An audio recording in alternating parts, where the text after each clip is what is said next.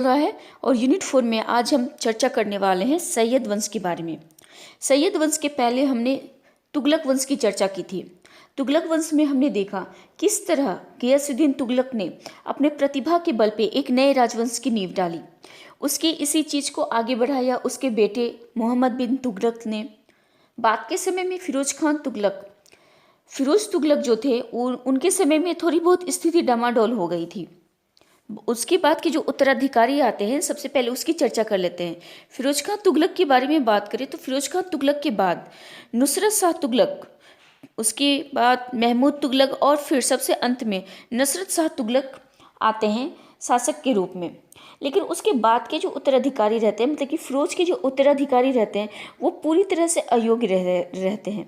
एक के बाद एक 4-5 वर्ष तक कई सुल्तान आते हैं जो कि आपस में गद्दी के लिए उनके बीच जो भी संघर्ष हुआ करता था वो संघर्ष हुआ करता था। तो ऐसी स्थिति में सल्तनत काल में बलबन और अलाउद्दीन जैसे जो शक्तिशाली शासक आए थे उनकी बहुत ज़्यादा आवश्यकता महसूस होने लगी थी। और फिरोज के जो उत्तराधिकारी थे उनमें इन सारी गुणों का सर्वथा अभाव था, बिल्कुल ही एब्सेंटी था। इन सारी गुणों से वो कोसों दूर थे। उन्होंने यहाँ तक ये किया था कि तुगलक वंश का जो स्थायित्व था उसी स्थायित्व देने में भी वे सभी लोग असमर्थ रहे। नसीरुद्दीन की बात करें तो नसीरुद्दीन महमूद शाह की मृत्यु के साथ ही तुगलक वंश का अंत हो जाता है और इसके बाद ही सैयद खां आते हैं, सैयद वंश का प्रादुर्भाव होता है। तो सबसे पहले देखते हैं नसरत शाह तुगलक। नसरत शाह तुगलक वंश का 8वां सुल्तान बनता है। वह सुल्तान फिरोज शाह का पौत्र, क्योंकि हम लोग जानते हैं कि फिरोज शाह का दो जो पुत्र थे, जो दो बेटे थे, उनकी मृत्यु तो पहले ही हो जाती है।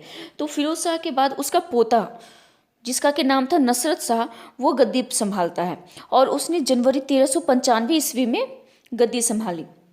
लेकिन 3 या 4 साल के बाद ही, सिर्फ नाम मात्र का शासक रहने के बाद, उसकी हत्या कर दी जाती है 1398 ईस्वी में।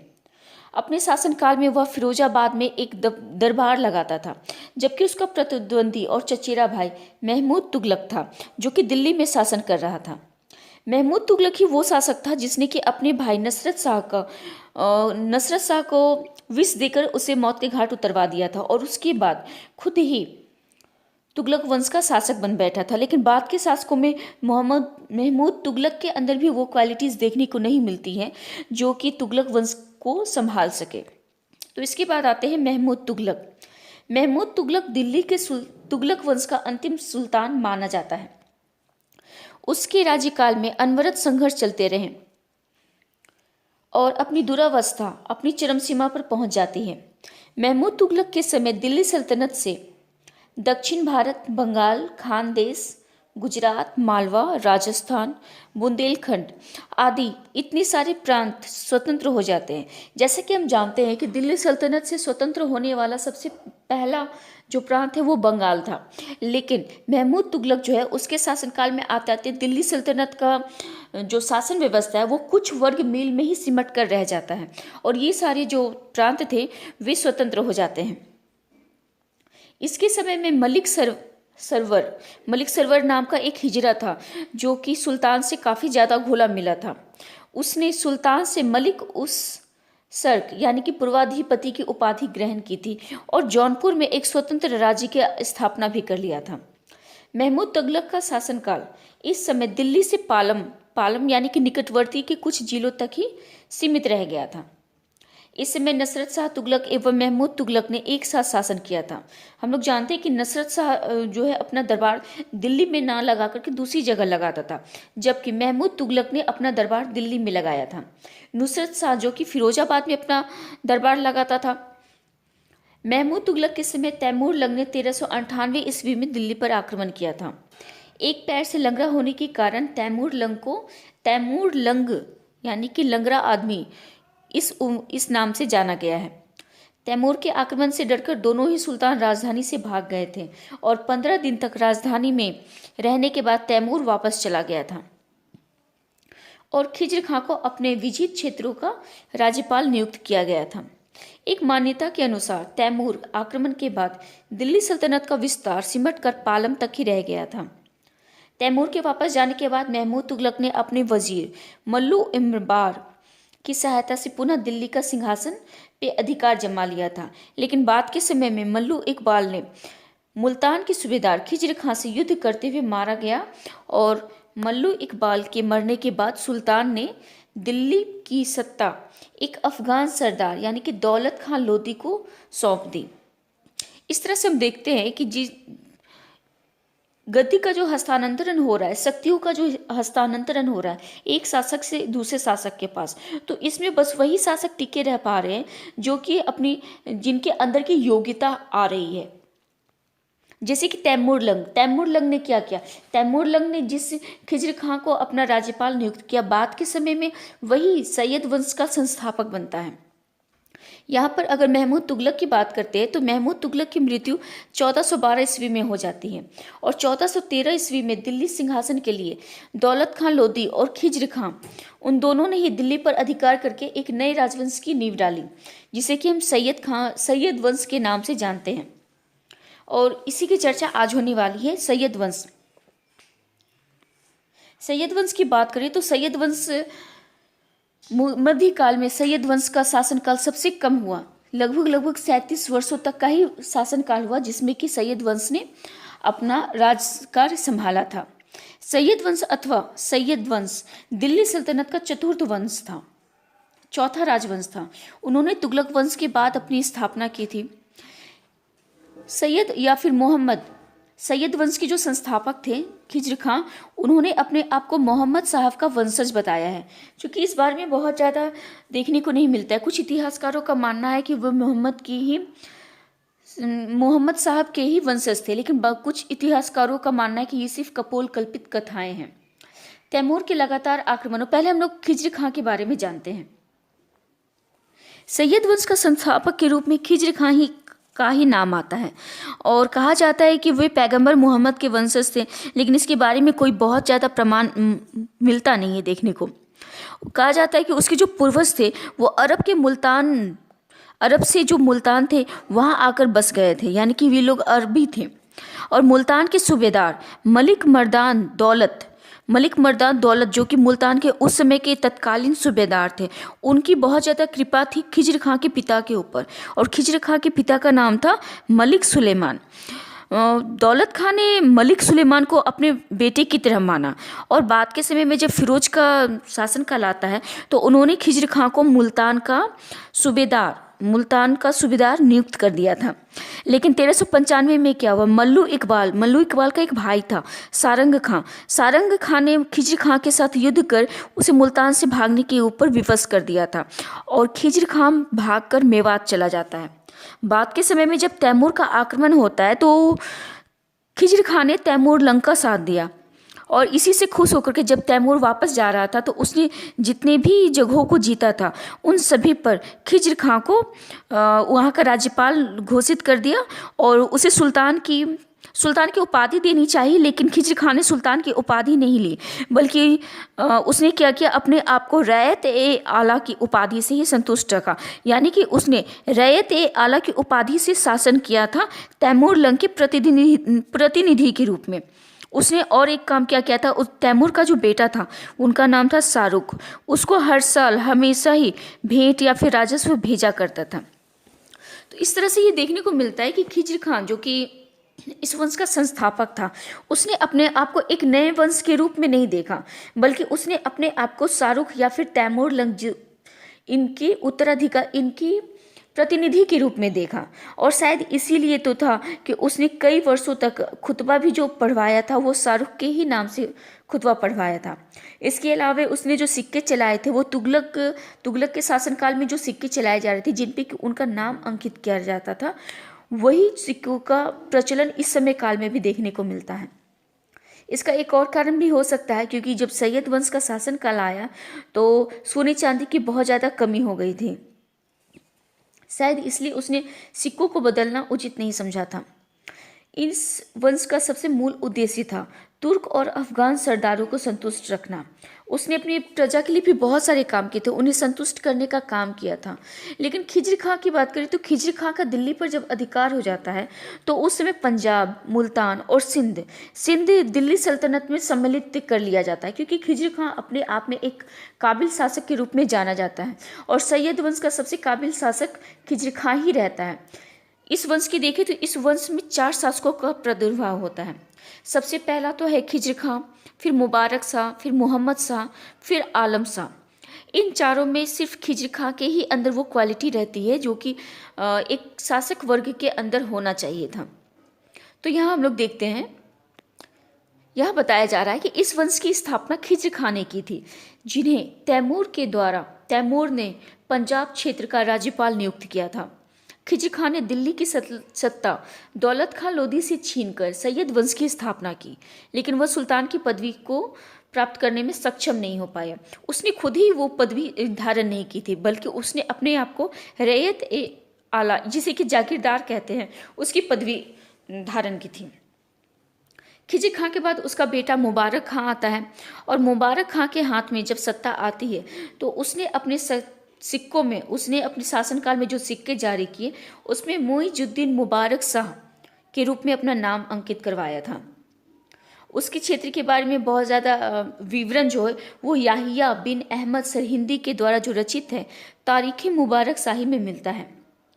मुबारक खां के बाद उसका बेटा या फिर उसका दत्तक पुत्र कह ले, उसका नाम था मोहम्मद खां आता है। उसने अपने आप को सुल्तान मुहम्मद शाह के रूप में रखा और अपने मृत्यु के पूर्व ही उन्होंने बदायूं से अपने बेटे अलाउद्दीन शाह को अपना उत्तराधिकारी घोषित कर दिया था। यानी कि मोहम्मद खान जो कि खुद ही एक दत्तक पुत्र था, उसने अपने बेटे अलाउद्दीन शाह को अपने समय काल में ही अपना उत्तराधिकारी घोषित कर दिया था।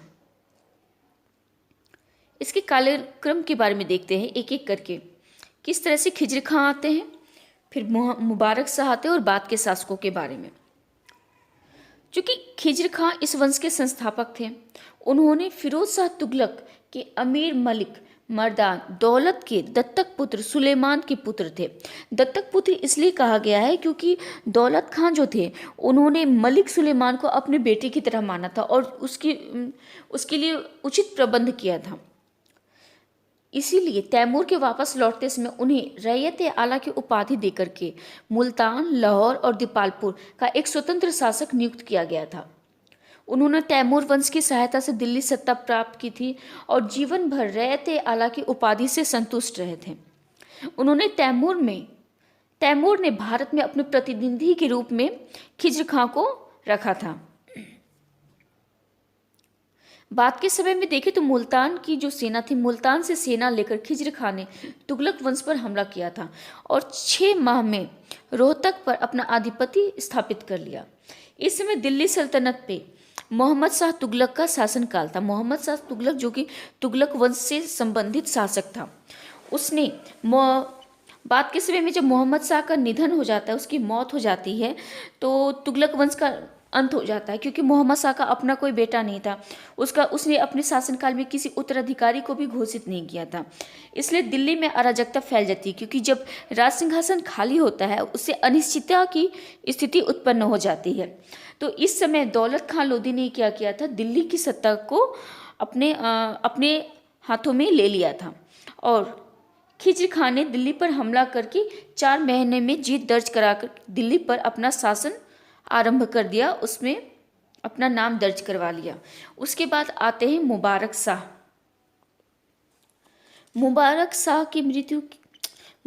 खिजर खां की मृत्यु के बाद उसके उत्तराधिकारी के रूप में उनका बेटा मुबारक शाह दिल्ली की सत्ता को अपने हाथ में लेता है, लेकिन उसने अपने पिता की तरह कोई भी इस तरह का काम नहीं किया। सबसे पहले तो उसने अपनी स्थिति जो थी उसे भी सुदृढ़ता नहीं दी। मुबारक खां को हमेशा अपने शत्रुओं का डर लगा रहता था और इसमें 3 उसके मुख्य शत्रु के रूप में जाने जाते हैं। सबसे पहले तो उत्तर पश्चिम में जो खोखर नेता थे जसरथ, उसके बाद दक्षिण की तरफ से मालवा का शासक और तीसरा पूर्व में जौनपुर का शासक। ये 3 शासक से हमेशा ही मुबारक को खतरा बना रहता था। उन वो तीनों जो थे बहुत ही ज़्यादा महत्वाकांक्षी शासक के रूप में थे, इसलिए उन्हें मुबारक को हमेशा ऐसा लगता रहता था कि तीनों में से कोई ना कोई कभी न कभी तो दिल्ली पर राज्य अपना कायम कर ही लेगा।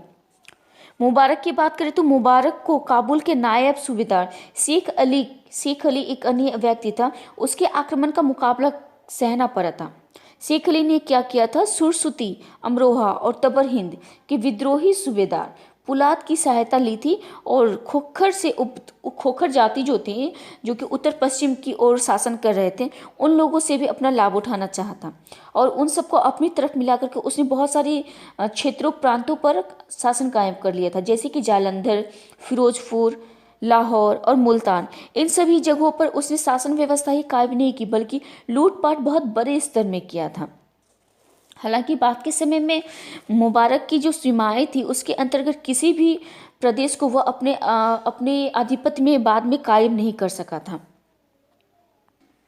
मुबारक शाह के समय में राजस्व का जो राजकोष था वो बहुत ही ज़्यादा खाली हो गया था, बल्कि स्थिति तो यहाँ तक आ गई थी कि मुबारक को राजस्व वसूल करने के लिए हर साल या हमेशा ही अपने जागीरदार या सरदार के विरुद्ध जाना पड़ता था या फिर उनके खिलाफ एक्शन लेना पड़ता था।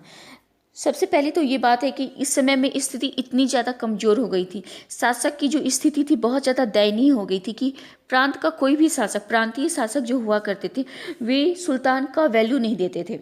सुल्तान को अपना राजस्व लेने के लिए हर साल उनसे युद्ध करना होता था या फिर खुद ही जाकर या फिर अपने सूबेदारों को जाकर के उन्हें याद दिलाना पड़ता था, ज़बरदस्ती लेना पड़ता था। इतनी बुरी स्थिति हो गई थी मुबारक के टाइम में। और इन सब के साथ 19 फरवरी 1434 ईस्वी को उसका एक वजीर था, उसका नाम था सरवर उल मुल्क, उसने मुबारक शाह की हत्या कर दी थी। तो इस तरह से मुबारक शाह का शासनकाल खत्म होता है। उसके बाद आते हैं मोहम्मद शाह। मुबारक शाह की मृत्यु के बाद मोहम्मद शाह ने दिल्ली पर शासन किया था और उनका शासनकाल कुछ ही वर्षों तक का रहता है, करीब करीब 1434 से लेकर 1445 ईस्वी तक। मोहम्मद शाह की बात करें तो मुबारक शाह के बाद उसका भाई का बेटा मोहम्मद बिन फरीद खां मोहम्मद शाह के नाम से बैठता है गद्दी पर और इसकी स्थिति उससे भी ज़्यादा दयनीय रहती है। वो अयोग्य तो था ही, इसके साथ साथ विलासी प्रवृत्ति का भी था। उसने उसकी जो भी महत्वाकांक्षाएं या फिर उसकी जो आदतें थी उसके कारण ही कहा जाता है कि सैयद वंश का पतन का जो मार्ग था वो पूरी तरह से प्रशस्त हो गया था। और शुरुआती के जो 6 महीने तो उसके वजीर के हाथों में ही शासन व्यवस्था थी, जो कि थे सरवर उल मुल्क का शासन व्यवस्था पर पूरा प्रभाव रहा था।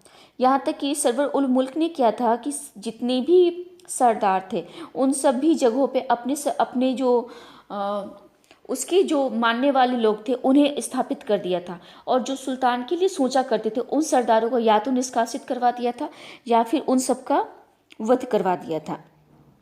बाद के समय में एक नया सेनापति आता है, उसका नाम है कमाल उल मुल्क मोहम्मद शाह के राजवंश के प्रति थोड़ी निष्ठा स्थापित करता है, बहुत ज़्यादा वफादार रहता है। जब उसने देखा कि सरवर उल मुल्क जो हैं वे प्रशासन में बहुत ज़्यादा उलटफेर कर रहे हैं, उनकी नीति जो है वो ठीक नहीं लग रही है, और बाद के समय में क्या हुआ, कमाल उल मुल्क को ही सरवर उल मुल्क ने हिदायत दी थी कि वे अपने सैनिकों को इकट्ठा करें और सुल्तान को जाकर उस पर आक्रमण करके उनकी हत्या कर दे ताकि सरवर उल मुल्क राजा बन सके। लेकिन कमाल उल मुल्क में क्या किया कि धोखे से सरवर उल मुल्क की ही हत्या करवा दी। तो इससे और बाद के समय में उसने ही बहलोल लोदी जो है उसे आमंत्रित करता है बाद के शासन में। तो इस तरह से यहाँ पर देखने को मिलता है कि कमाल उल मुल्क ने अपने आप को किस तरह से शासन सुल्तान के राजवंश के प्रति निष्ठावान बनाए रखा। क्योंकि बाद के समय में क्या हुआ, जब मोहम्मद शाह कमाल उल मुल्क चाहता था कि मोहम्मद शाह अपने अधिकारों को और अपने उत्तरदायित्वों की पूर्ति करे, लेकिन मोहम्मद शाह अपने आप में बहुत ही ज़्यादा विलासी व्यक्ति था। तो उसने बाद में क्या किया, सबसे पहले तो उसने सारा का सारा शासन व्यवस्था कमाल उल मुल्क को दे दिया, और बाद में जब उसे कमाल उल मुल्क से परेशानी होने लगी तो उसने इसके खिलाफ षड्यंत्र रचा ताकि वो अपने वजीर को यानी कि कमाल उल मुल्क को मार सके, और इसकी जानकारी उसके वजीर को चल जाता है। तो उसने क्या किया, इससे बहुत ज़्यादा गुस्सा हो गया, वो अपने सुल्तान मोहम्मद शाह के प्रति बहुत ज़्यादा गुस्सा हो गया और इसी खुन्नस में आकर के उसने बहलोल लोदी को आमंत्रित कर लिया ताकि वो आए और दिल्ली की राजगद्दी को संभाले। बाद के समय में बहलोल लोदी आते भी हैं, उन्होंने दिल्ली पर अपना स्थायित्व कायम भी किया, लेकिन मोहम्मद शाह जो थे उन्होंने उसके खिलाफ बिल्कुल भी वो जो उसके खिलाफ संघर्ष करने की सोची ही नहीं, बल्कि वो जहाँ था वहीं रह गया और जीवन पर्यंत यानी कि जब तक उसकी मृत्यु नहीं हो गई तब तक उसने कुछ भी नहीं किया, एक भोग विलासी की तरह अपना जीवन यापन करता रहा। बहलोल लोदी ने भी उन्हें छेड़ा नहीं जब तक कि वो जीवित रहें। तो इस तरह से दिल्ली सल्तनत पे सैयद वंश का शासन खत्म होता है और उसके बाद आते हैं लोदी वंश। लोदी वंश का सबसे पहला शासक होता है बहलोल लोदी। तो आज हमने देखा सैयद वंश के बारे में। सबसे पहले तो देखा कि किस तरह से तुगलक वंश की जो है तुगलक वंश का पतन होता है। 1414 ईस्वी में तुगलक वंश की समाप्ति होती है और बाद के समय में खिज्र खां जिन्होंने कि सैयद वंश की नींव डाली थी। इसमें सिर्फ 4 ही शासकों का नाम आता है देखने को। सबसे पहले तो खिज्र खां, फिर मुबारक शाह, मोहम्मद शाह और आलम शाह। इसके अलावे और किसी शासकों का नाम देखने को नहीं मिलता है और इनका शासनकाल रहता है सिर्फ 37 ईयर्स तक का। इसके साथ ही सैयद वंश की समाप्ति हो जाती है और उसके बाद लोदी वंश की शुरुआत हो जाती है। तो इस आज के लिए इतना ही। जय हिंद, जय भारत।